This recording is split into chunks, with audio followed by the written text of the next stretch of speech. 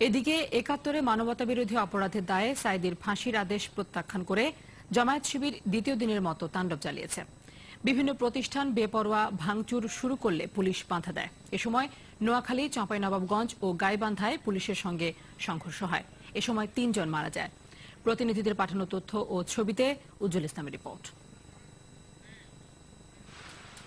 রাজশাহী নগরের বিনোদপুরে জামাত শিবির কর্মীরা বিক্ষোভ মিছিল বের করার চেষ্টা করলে পুলিশ বাধা দেয়। এ সময় বিক্ষোভকারীরা পুলিশকে লক্ষ্য করে ইটপাটকেল নিক্ষেপ সহ কয়েকটি ককটেল বিস্ফোরণ ঘটায়। পুলিশও বিক্ষোভকারীদের ছত্রভঙ্গ করতে রাবার বুলেট ও টিয়ার সেল নিক্ষেপ করে।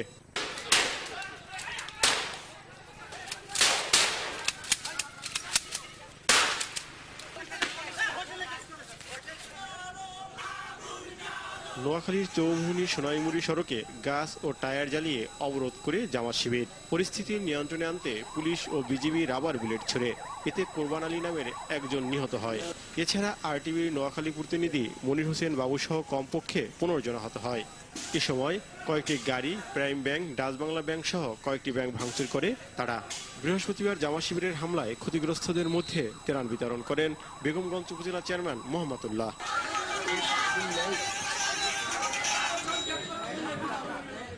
গাইবান্ধার সুন্দরগঞ্জের বংশারহাটে জামাত মিছিল বের করে ভাঙচুর শুরু করে। পুলিশ শুরু হয় ধাওয়া পাল্টা ধাওয়া। পরে পরিস্থিতি নিয়ন্ত্রণে আনতে পুলিশ রাবার বুলেট ছোড়ে। এ সময় একজন মারা যায়। এ নিয়ে জেলায় গত 24 ঘন্টায় 4 পুলিশ সহ 8 জন মারা গেছে।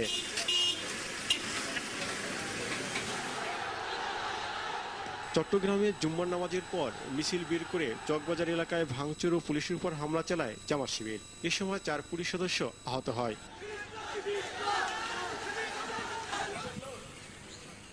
চাঁপাইনবাবগঞ্জের শাহবাজপুরে জামাত শিবিরের সঙ্গে আওয়ামী লীগের সংঘর্ষে আওয়ামী লীগের কর্মী আব্দুর রহিম ঘটনাস্থলেই মারা যান।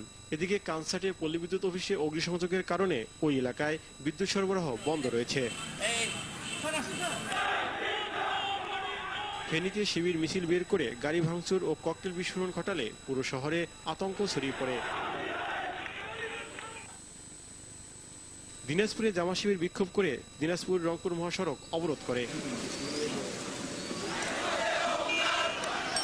বগুড়া জুমার নামাজের পর শিবির শিরপুর রোড সহ কয়েকটি স্থান দিয়ে মিছিল করে শহরের মধ্যে ঢোকার চেষ্টা করে।